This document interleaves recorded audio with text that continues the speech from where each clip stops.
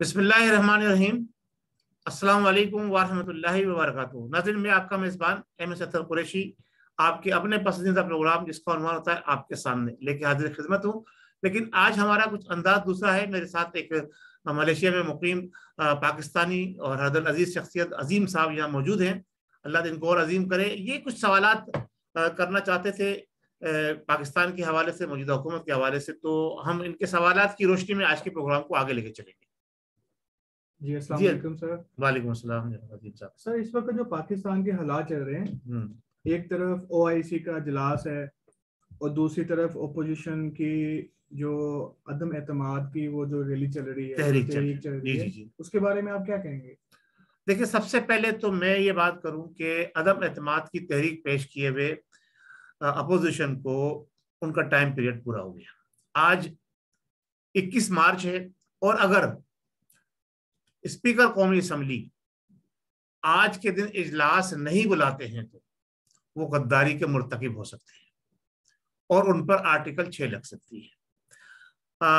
जैसा कि आप 2 दिन से देख रहे हैं और मुख्तलिफ सोशल मीडिया पर और खबरें भी आई हैं कि कौमी असम्बली का इजलास बुलाने की तारीख मुकर्रर की गई है 25 मार्च, जो कि सरासन कानून की खिलाफ वर्जी है, कानून का इनहराफ है, कानून को जो है तोड़ा गया है।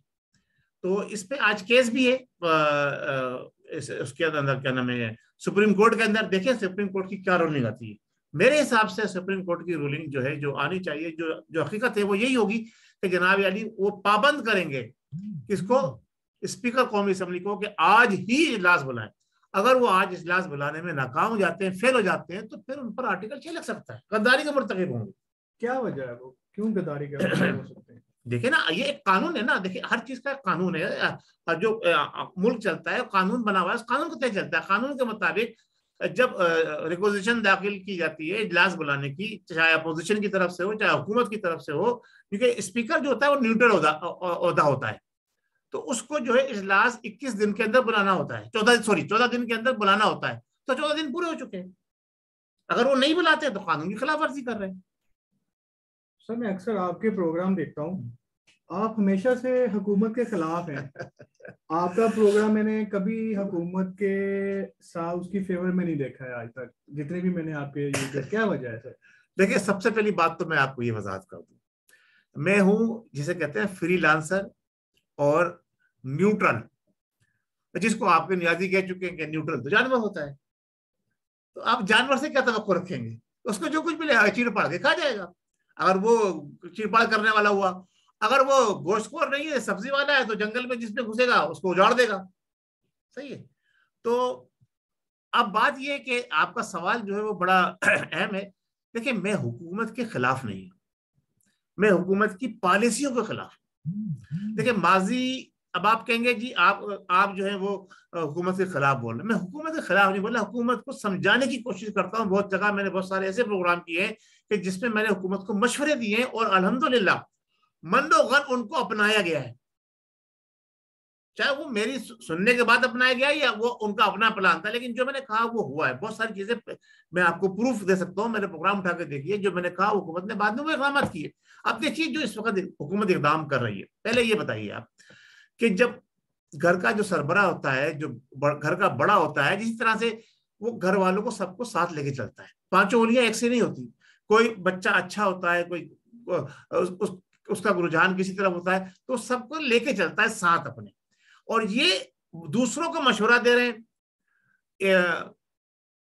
यूक्रेन को और रशिया को मशवरा दे रहे हैं कि हम आपकी जंग में सालिसी का किरदार अदा कर सकते हैं। चाइना को, अमेरिका को सालिसी का किरदार अदा करने की बात कर रहे हैं। आप अपने मुल्क के अंदर अपोजिशन से आप बेर किए हुए, लड़ने पे तुले हुए। जो बॉडी लैंग्वेज अपोजिशन के तहरीक अदम एतमाद पेश करने के बाद इमरान नियाजी साहब ने अख्तियार किए, वो आप क्या समझते हैं किसी सरबरा की ऐसी बॉडी लैंग्वेज होती है? गालम गलोच, मैं छोड़ूंगा नहीं, मेरे बंदूक के निशाने पर, व्हाट इज दिस? ये सारी चीजें गैर इखलाकी हैं, गैर मौजिब हैं। ये हम इससे ये तवक्को नहीं रखते थे कि नियाजी साहब ये अपना है। अच्छा, अब आप कहेंगे जनाब अली ये तो अब उन्होंने शुरू किया। अब मैं बात कर रहा हूँ पहले दिन से, जिस दिन से वो हुकूमत में आए, उन्होंने कहा मैं नहीं छोड़ूंगा, मैं एनआरओ किसी को नहीं दूंगा।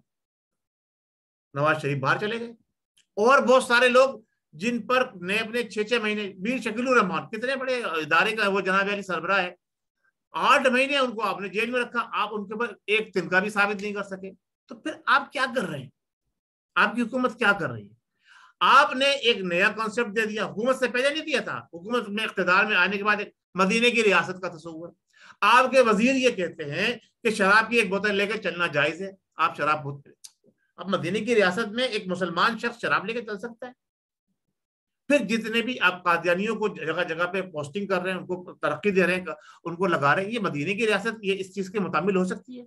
हमने ये मुल्क जो बनाया था, नजरिया पाकिस्तान जो बनाया, ये इस दुनिया के ऊपर एक वाहिद मुमलिकत है जो मदीने की रियासत के बाद मोरिज वजूद में आई, जो इस्लामी नजरिए की बुनियाद पे बनी।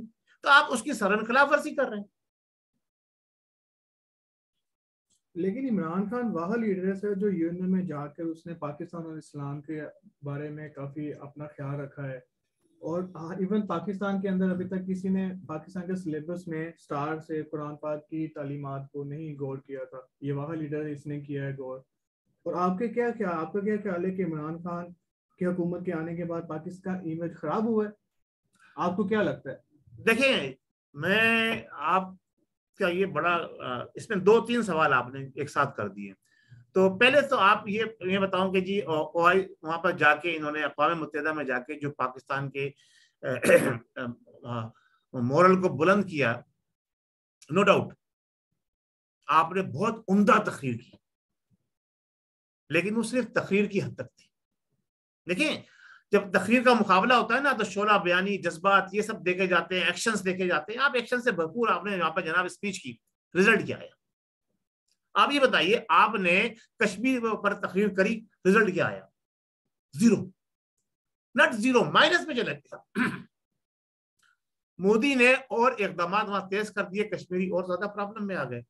जब मुजाहिदीन ने यहां से जाने की बात करी, तो आपने मुजाहिदीन को ललकारा, उनको धमकाया कि अगर कोई भी कश्मीर जाएगा तो हम उसके खिलाफ एक्शन लेंगे। यानी आप पहले माजी के अंदर मुजाहिदीन वहां जाते रहे पाकिस्तान से। इस्लाम हमारा ये सबक सिखाता है कि एक पूरे मुसलमान एक जिस्म है, सही है? तो अब और अगर तकलीफ किसी भी हिस्से के जिस्म को पहुंचती है तो पूरे जिस्म को तकलीफ होती है। तो आपने वो सारे इकदाम जो थे, और आपने धमकाया, मना कर दिया, कोई नहीं जाएगा जनाब अली, अगर किसी ने जंग करी तो उसने हम उससे जंग करेंगे।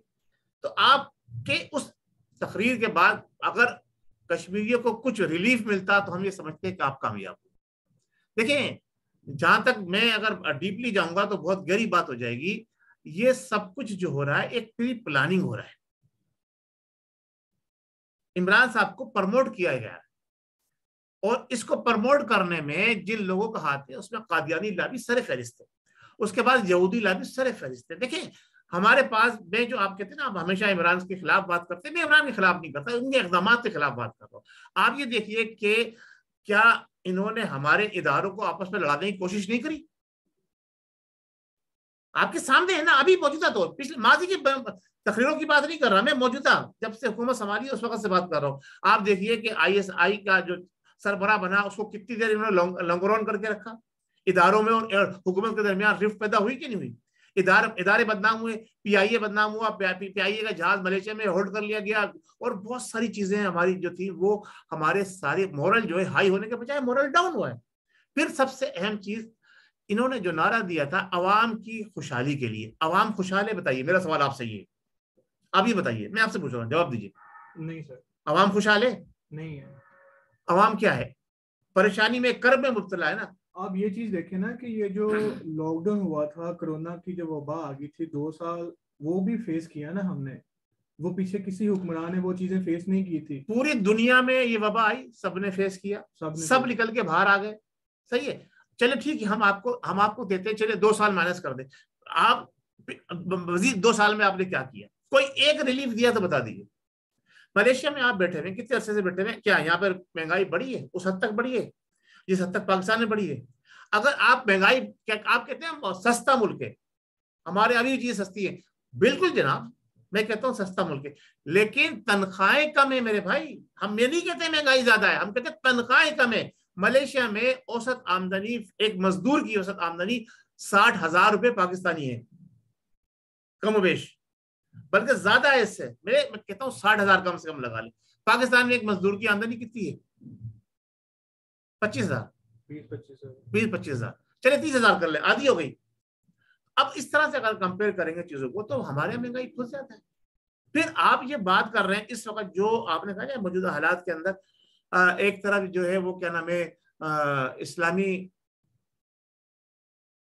क्या सवाल था आपका? दूसरा हिस्सा था जो इन्होंने कुरान पाक का सिलेबस भी तो स्कूल में शुरू जी, कराया कुरान पाक का सिलेबस स्कूल में शुरू कराया इन्होंने, जनाब बहुत अच्छा काम किया। लेकिन मैं आपको एक वो दिखाना चाहता हूँ इनकी आवाज। देखिए, कुरान पाक पढ़ाना, कुरान पाक पढ़ना, कुरान पाक को समझना बहुत अच्छी बात है, लेकिन एक मेरे पास एक इस वक्त मौजूद नहीं है, वरना मैं आपको सुनवाता।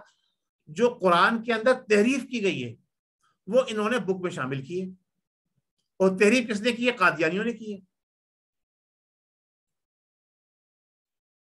कुरान में जो तहरीफ हुई है वो कादियानियों ने की है, वो तहरीफ इन्होंने अब बुक में शामिल की है।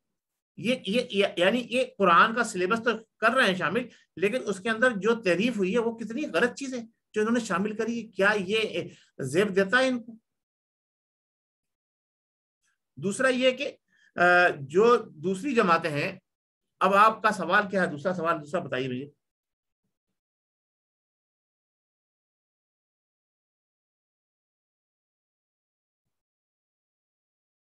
यही था सर कि मैं आपसे यूएनओ का पूछ रहा था और सिलेबस का मैंने आपको कहा था।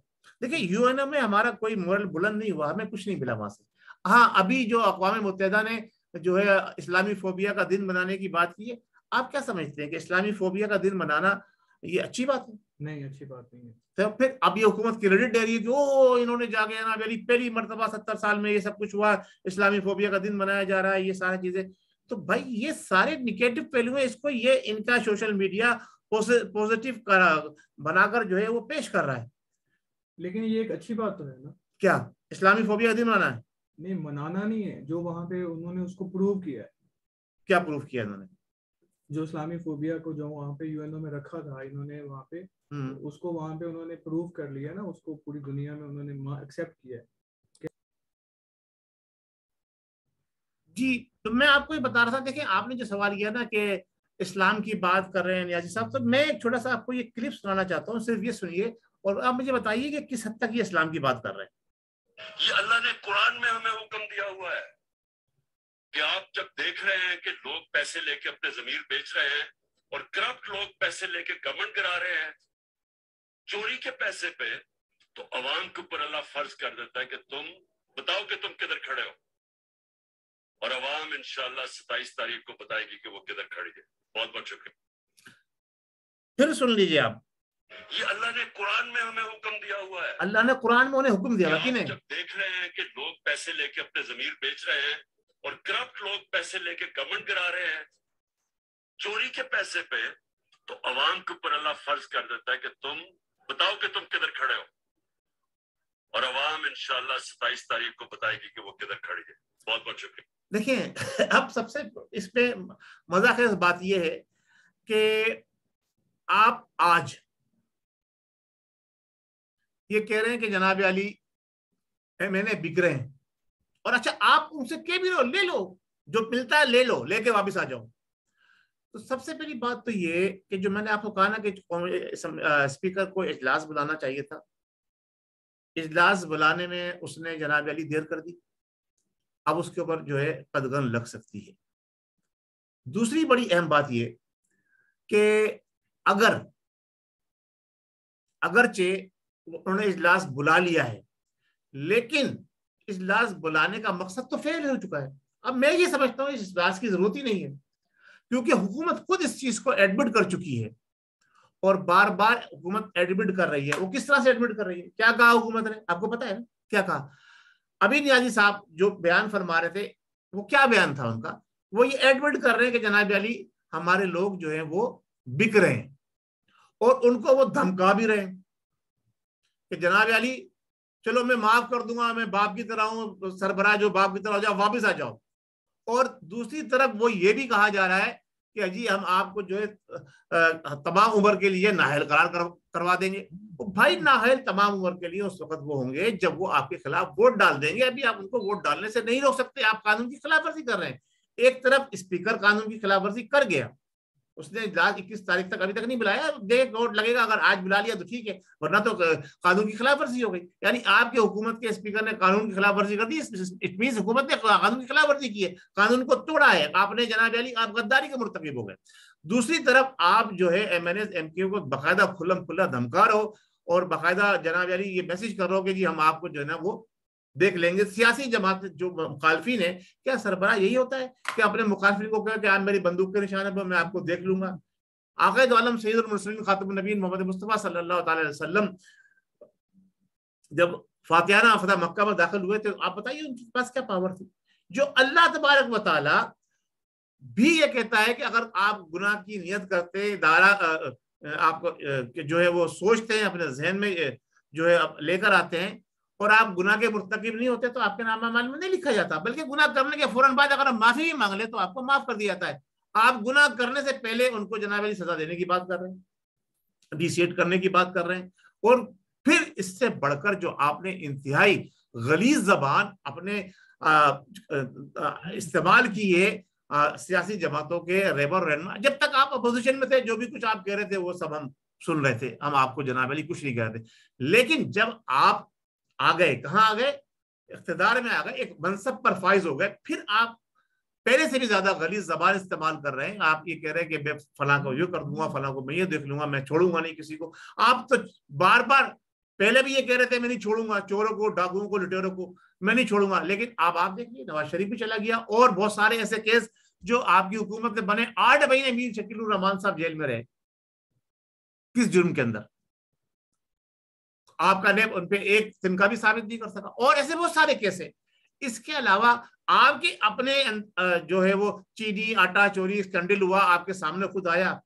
फिर आप ये कहते हैं कि जनाब अली ये एमपी, आपका सवाल ये था पहले कि अभी कि ये MNA MP जो अब क्यों जा रहे हैं छोड़कर, पहले क्यों नहीं गए? तो भाई जब किसी को प्लेटफॉर्म मिलता है ना, जब ट्रेन के लिए पहले पटरी बिछाई जाती है, फिर जो है वो ट्रेन उसके ऊपर चलती है, जो आप उनको ग्राउंड पे लाए, उनको प्लेटफॉर्म मिलाए तो वो इस तरफ आए। आप पहले तो जनाब अली आपने किसको बख्शा है? नियाजी साहब ने, ये बताइए, जस्टिस वजीउद्दीन जैसे आदमी को जनाब अली, और तरीन साहब आज से तरीक चला रहे हैं, तरीन ग्रुप कब से लेदा बना हुआ है, और भी दूसरे लोग हैं जो इनको बनाने वाले थे, राजा रियाज वगैरह, कुछ में बात नहीं करता, जो पुराने बात कर रहा हूँ, जो मिराज मोहम्मद खान थे जो इनको बनाने वाले थे, उनको उनके साथ इन्होंने क्या वफा की? तो ये सारी बेवफाइयां कर रहे हैं, ये एक एजेंडे पर है, ये एक एजेंडे पर है। और वो एजेंडा क्या है वो मैं आपको बताता चलूं आपको कि देखें, मैंने अभी पिछले दिनों एक प्रोग्राम किया था, मैंने लारा साहब अरबिया का जिक्र किया था। आप इमरान साहब की शख्सियत, इनके तमाम मामला उससे मिलाकर मैच कर देख लें, आपको हूबहू वही कॉपी नजर आएगी। उसको भी ब्रिटिश ने लॉन्च किया था, बरतानिया ने लॉन्च किया था, इनको भी बरतानिया ने लॉन्च किया। और ये बात आज नहीं, 1996 के अंदर हकीम सईद साहब भी कह गए कि जनाब अली एक प्राइम मिनिस्टर आएगा 2020 तक और उसका नाम होगा, क्रिकेटर होगा, सब कुछ बता गए, नाम लेके उन्होंने कहा, उसके फौरन बाद उसका मर्डर हो गया। और डॉक्टर इसरार अहमद एक मजहबी स्कॉलर हैं, समझे, उन्होंने भी ये बताया कि जनाब अली ये एक यहूदी लाबी की साजिश के तहत। अच्छा, आप क्या समझते हैं छोटी छोटी जो चीजें अक़वाम मुत्तहिदा दे रहा है इनको, इनका कद बड़ा करने के लिए, इनको इसी तरह से लारा साहब कद अरबिया कद बढ़ा गया था, नाजायज उसकी 5 औलादें थी, मैं अपने पिछले प्रोग्राम में बता चुका हूं, नाजायज उसकी 5 औलादें थी, किसकी? लारा साहब अरबिया की। और वो उसने तुर्कों की हुकूमत खत्म कराई और उसने जनाब अली शाह यानी शाह सऊद को हुकूमत दी शराइत के ऊपर बहुत सारी। और तुर्कों का दौर जो अब्बासी दौर था, जिसे हम दौरे खिलाफत का कहते हैं, खिलाफत का दौर था, वो खत्म हुआ। लारा साहब अरबिया जो एक यहूदी निजात अरब बनकर अरबों में घुसा, अरबी बेहतरीन बोलता था, नाजायज पैदावार थी वो अपने माँ बाप की। इमरान जायज साहब को नहीं कहता मैं जायज है नाजायज है, लेकिन इनकी सबूत मौजूद है कि इनकी नाजायज औलादे, हाँ इनकी औलादे यहूदियों में पल रही है। गोल्ड स्मिथ खानदान यहूदी खानदान है और वो यहूदी खानदान की सपोर्ट से ही ये हुकूमत में आए हैं, ये कादियानियों की सपोर्ट से हुकूमत में आए। इन्हें इदारों ने सपोर्ट देकर इनको MNA MPA इनको दिलवाए। अच्छा, अब आप ये बताइए कि उस वक्त जो MNA MPA इन्होंने लिए, जो मुख्तलिफ जमातों के लोटे हैं, शाह महमूद कुरैशी देख ले, फवाद चौधरी देख ले, चौहान देख ले, और बहुत सारे जो है ना वो फरदौस आशिक अवार फलाना धमाका जो इनकी जमात के अंदर सारे, ये भी तो इन्होंने खरीदा ही थे ना। या मुफ्त में आ गए थे? अब खरीदने के दो तरीके होते हैं, या तो पैसा देके खरीद लो या जनाब ओहदा देके खरीद लो। इन्होंने ओहदे देके अभी भी बिठाया हुआ है। शेख रशीद को ओहदा देकर नहीं बिठाया हुआ इन्होंने, वजारत देकर बिठाया हुआ है ना। फवाद चौधरी को वजारत देकर बिठाया हुआ है, तो खरीदा तो इन्होंने भी है ना। अगर वो खरीद फरोख्त कर रहे हैं तो वो गलत कर रहे हैं, मैं यही कह रहा हूँ, वो भी गलत कर रहे हैं। लेकिन आप तो गलती आप भी तो कर चुके हो, आप कर रहे हो, आप भी मौजूद है। अगर आपका हमारा कुत्ता कुत्ता है, आपका कुत्ता टोमी है, यार ये तो गलत है ना। इसलिए आपको मेरे सारे प्रोग्राम जो है इनके खिलाफ नजर आते हैं। मैं नहीं कहता नवाज शरीफ साहूकार है, मैं नहीं कहता जनाब अली जरदारी साहूकार है, ये चोर डाकू थे। ये जो नियाजी साहब है इस चोर डाकुओं का भी सरबराह है। ये सारे इसने जो गुर्गे थे दूसरी जमातों के, लोटे थे, अपने पास इकट्ठे करके रखे हुए, क्यों नहीं अपने वर्करों को, अपने कारकुनों को, अपने जो पार्टी के वफादार लोग थे, जो पार्टी को लेके उस वक्त से चले थे, जो 22 साल की जद्दोजहद थी, उनको क्यों वजारतें नहीं दी? कहां गया वो 200 जमात लोगों का एक बेहतरीन इनके पास जो टीम थी जो हुकूमत चलाते थे, कहां चली गई? ये खुद मरूम मिन्नत है यहूद नसारा की। अब यार बिल गेट जो है बार बार नियाजी साहब से मिल रहा है, क्यों? मुझे बताइए, क्या नियाजी साहब की शख्सियत जनरल बाजवा से ज्यादा अहम है? क्या नियाजी साहब की शख्सियत जो जरदारी हुकूमत करके गया उससे ज्यादा अहम थी? ये तो बच्चे थे नवाज शरीफ के सामने। नवाज शरीफ ने तो डोनेशन दिया इनके अस्पताल के लिए, 50 करोड़ रुपए एडमिट करते हैं ये, उसके सामने तो बच्चे थे ये। बिल गेट इनसे क्यों मिल रहा है, उनसे क्यों नहीं मिला? ये सोचें, ये उन्हीं का मोहरा है। नियाजी साहब जो है ये यहूदो नसारा का मोहरा है। वो इसको इस्लामी लीडर बनाकर, जैसे लॉरेंस ऑफ अरेबिया को एक बड़ा बनाकर उन्होंने पेश किया था, उसने जनाब जाके आग लगाई थी, जो आग अब तक लगी। 100 साल की प्लानिंग थी, 100 साल हो गए, 100 साल हो गए। 1916 के अंदर से लेके अब तक 100 साल से ऊपर हो गए। आप देखिए यमन, सीरिया, शाम, इराक सब तबाह हो गए।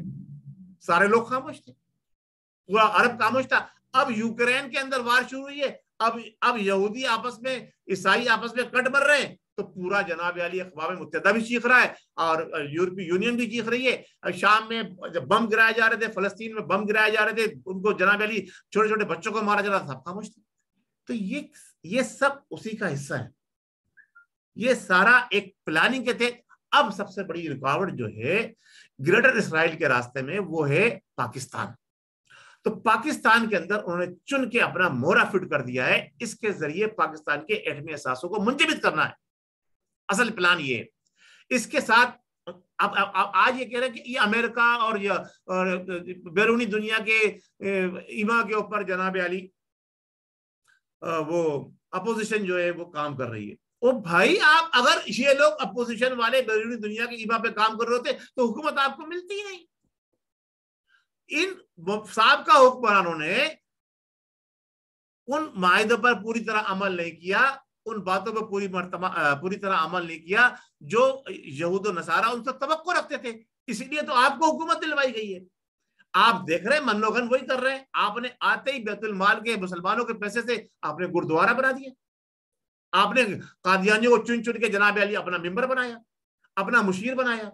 आपने जानी, शराबी, जुआरी, बेईमान, धोखेबाज जो कई मरतबा पकड़ा गया है शराब के नशे के अंदर धुत, उसको आपने मजहबी उमूर का अपना मुशीर बना लिया।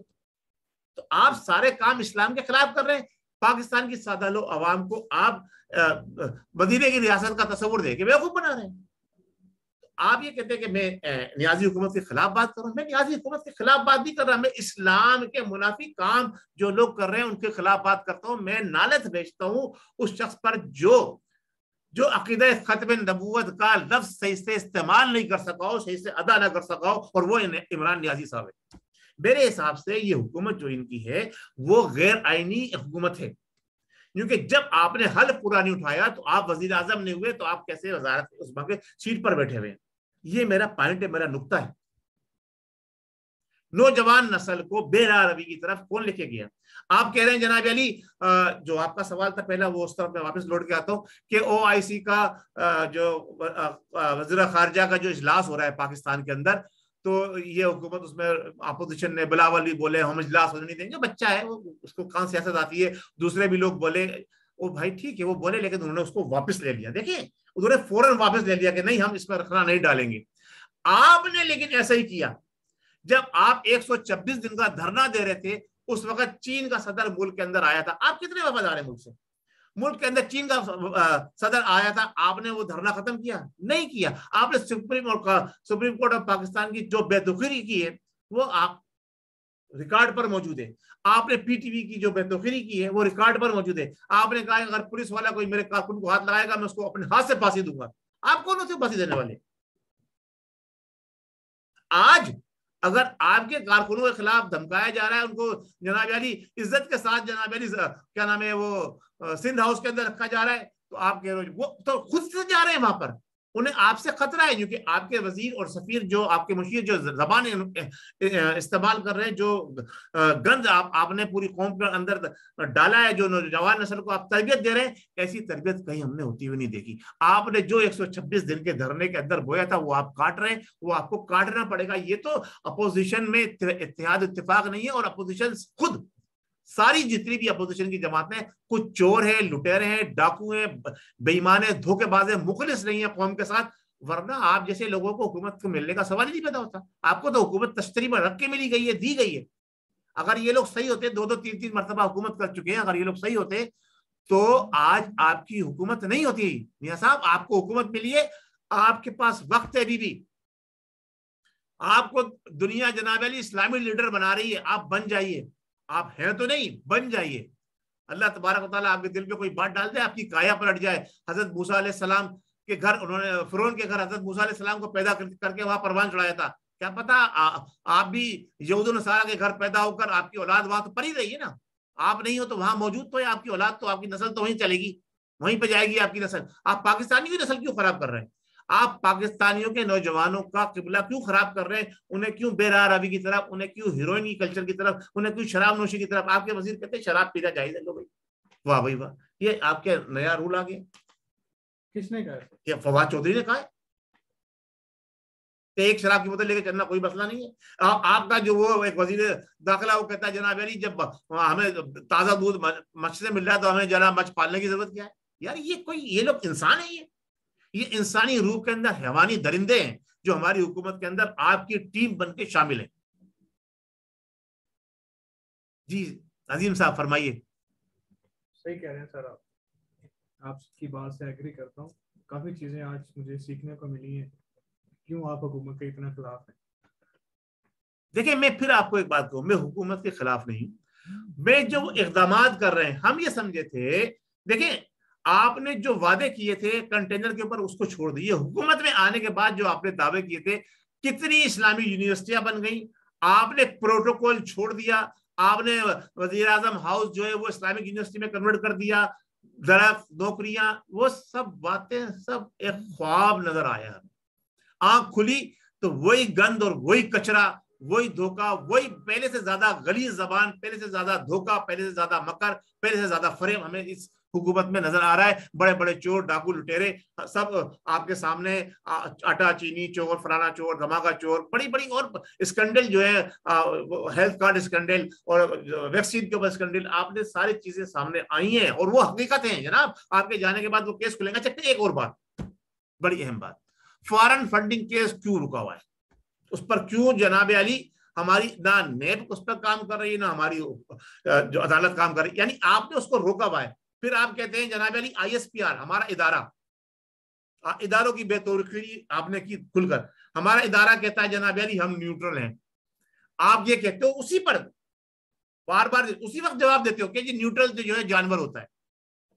कुरान पढ़ते हो उसका गलत तर्जुमा करते हो, ये तो उलमा बताएंगे आप पर क्या कदगन लागू होना चाहिए। फिर आप ये कहते हो जनाब अली कि हम जो है वो पाकिस्तान के को इस्लामी रियासत के तस्वुर पर लेकर आएंगे। आपने कहा जी आपने दीनी सिलेबस में चीजें शामिल करी, ये सब दिखाने के लिए, ये वही किरदार में बार बार आपको दोहरा रहा हूँ, जिराना साहब अरबिया का अदा किया जा रहा है। बेहतरीन तिलावत करता था, बेहतरीन कुरान पढ़ता था, बेहतरीन तर्जुमा करता था। आप तो उस लेज तक नहीं पहुंच सकते, आप तो या नस्तईन से आगे बढ़ते ही नहीं। आपने एहदिना सिरातल मुस्तकीम अगर पढ़ा होता तो आप सिरातल मुस्तकीम पर आते। फिर आप अगर अनमता अलैहिम गैरिल मग़दूबी अलैहिम वलद्दालिन नहीं पढ़ लेते तो आप पे इनामात की बारिश होती। आप उस तरफ जा नहीं रहे। आप कौम, अब आप ये देखिए कल्चर के अंदर, कौमी कल्चर के अंदर नाच गाना बेहूदगी बढ़ी है या कम हुई है 4 साल के अंदर? बताइए ना भैया। सर कंट्रोल तो हुई है ना। क्या कंट्रोल हुआ है? आपने सोशल मीडिया को कंट्रोल किया है कि आपके खिलाफ कोई ना बोले। आपने ये कंट्रोल नहीं किया कि उसके ऊपर बेहूदगी कम करो।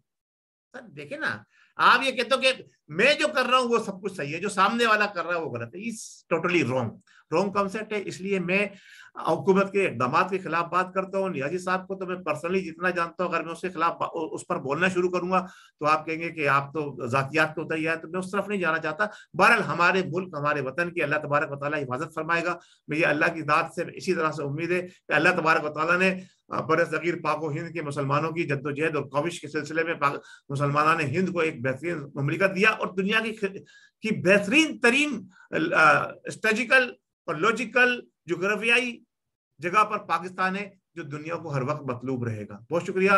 आपसे मैं इजाजत चाहता हूँ, अगर आपका कोई और सवाल रह गया तो बता दीजिए। बहुत शुक्रिया सर, बहुत शुक्रिया। अल्लाह हाफिज। पाकिस्तान जिंदाबाद। अस्सलाम वालेकुम व रहमतुल्लाहि व बरकातुहू।